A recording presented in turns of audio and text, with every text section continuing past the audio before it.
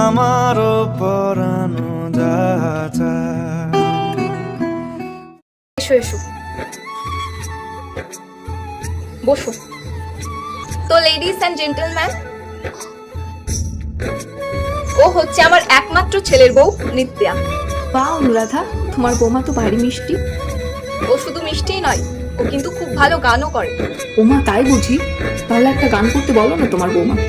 হ্যাঁ গো মা, একটা গান শোনাও না। নিত্যা, এত মানুষ বলছে, না বলতে নেই মা।